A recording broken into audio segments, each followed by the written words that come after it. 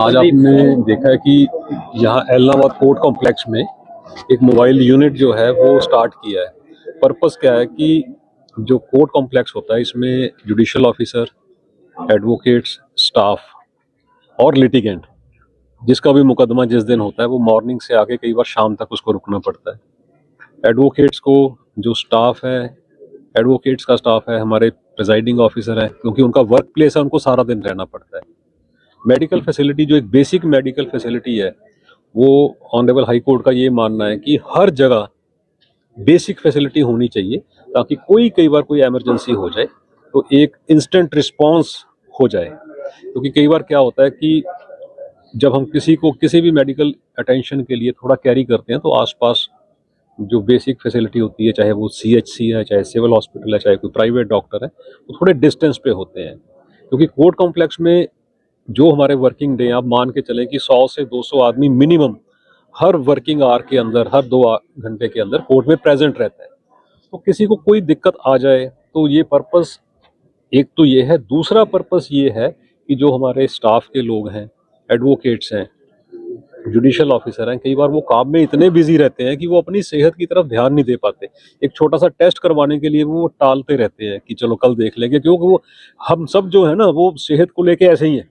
तो पर्पस ये है कि जो चीज़ एक बार यहाँ हो जाएगी, आप अभी ये मोबाइल यूनिट ट्यूसडे और थर्सडे चलेगा, फिर धीरे धीरे इसकी फ्रीक्वेंसी भी बढ़ाएंगे और कोशिश करेंगे कि एक परमानेंट क्लिनिक टाइप, एक बेसिक क्लिनिक टाइप स्पेस यहाँ ईयर मार्क की जाए, ताकि उसमें फिर डॉक्टर्स और जो पैरामेडिकल है वो वर्किंग डेज के अंदर उपलब्ध रहे।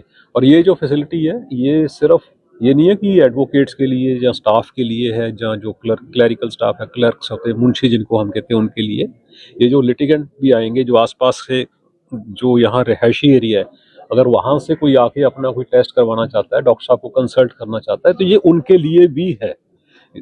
पर्पस क्या है कि ये एक बेसिक फैसिलिटी सराउंडिंग्स के लिए है। कोर्ट कॉम्प्लेक्स का इसमें स्टेशन होने का ऑब्जेक्ट क्या है कि कोर्ट कॉम्प्लेक्स में ये फिक्स्ड है, तो लोगों को पता होगा कि ट्यूसडे और थर्सडे ये फैसिलिटी रहेगी। जैसे मैंने आपको पहले कहा है कि जैसे ही हम इसकी डेज बढ़ाएंगे तो डेज बढ़ाने के साथ साथ फिर हम इसकी परमानेंट एक प्लेसिंग करेंगे और फिर आगे देखते हैं जैसे जैसे रिस्पांस आता है।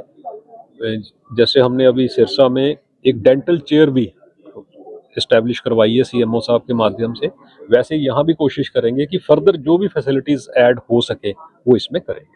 सर, एक तो जहाँ हम खड़े हैं उसके ऊपर का भी ये जो एरिया है ये भी टूटा पड़ा है, जो मेन आज हम सिर्फ इसकी बात कर रहे हैं। आज हम इसकी बात कर रहे हैं। बाकी क्या होता है ना कि जो बहुत सारी चीज़ें ऐसी होती हैं जो मेंटेनेंस की हैं, वो आप मान के चलो कि आप पब्लिक के रिप्रेजेंटेटिव हो, आपकी ड्यूटी है हमारी नॉलेज में लाना।